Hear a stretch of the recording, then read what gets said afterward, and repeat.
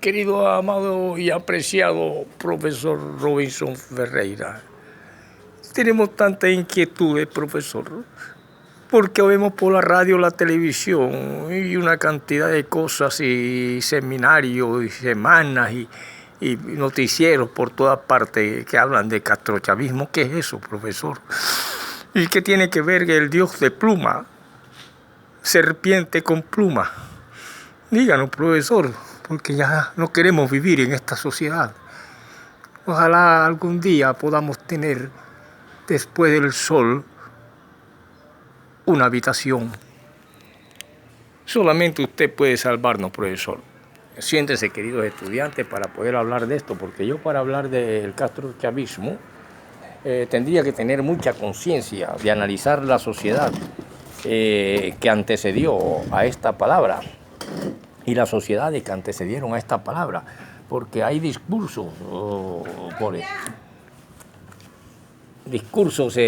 muy importantes para poder entender el cristianismo revolucionario y el cristianismo reaccionario de derecha y ultraderecha. Por lo tanto, podríamos comenzar de la siguiente manera, que existe una mano negra que aparece para las épocas más o menos de Rojas Pinillas y acá, con el fin de acabar la delincuencia, el raterismo, los ladrones de alcantarilla que tienen a la sociedad convulsionada hoy en día, a la humanidad, y que aquí se ha proliferado en Colombia, por ejemplo, en estos momentos históricos. Venido de una sociedad donde el individuo no trabaja, sino que vive del ocio y vive del trabajo de otras naciones. Y nace una sociedad lumpen y aparece una revolución mezcla india, mezcla lumpen, o de un pueblo que logra militarmente el poder y se le llama Chávez, y que al unirse con otra de La Habana aparece en los discursos de Castro, y que tienen que ver mucho con la posición del cristiano en esta cuestión.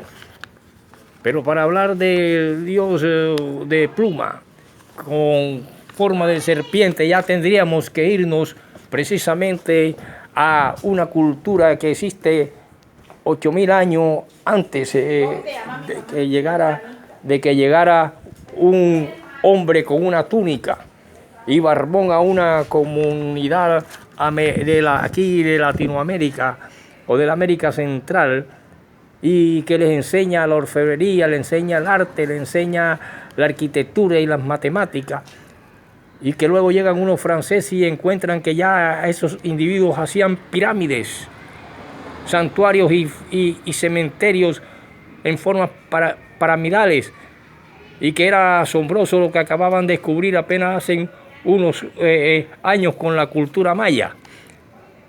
Para poder hablar de esa serpiente entregaré esas clases, pero primero vamos a hablar de dónde proviene la delincuencia que se ha venido de Venezuela y que, unida con la colombiana, tienen a este país a punto de una guerra civil.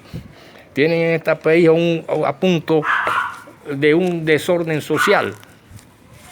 La delincuencia y el ocioso que no se educó en Venezuela y que se vinieron con las cuestiones y nacidas de las sociedades caprilistas y las sociedades guaidistas y las sociedades abequistas y toda esa sociedad que quedó antes de que apareciera esta palabra Chávez.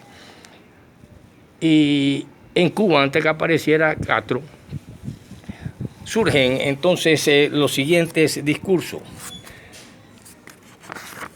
Por ejemplo, cuando se dice que la cruz pertenece a las clases menos poseídas, entonces nacería un cristianismo revolucionario.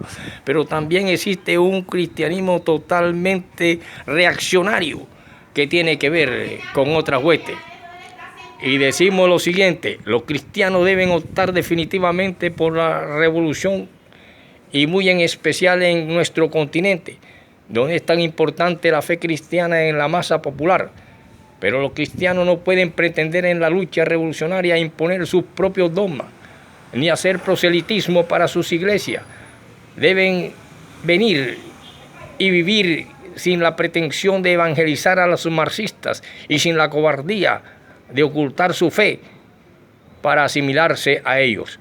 Cuando los cristianos se atrevan a dar un testimonio revolucionario integral, la revolución latinoamericana será invencible, ya que hasta ahora los cristianos han permitido que su doctrina sea instrumentalizada por los reaccionarios.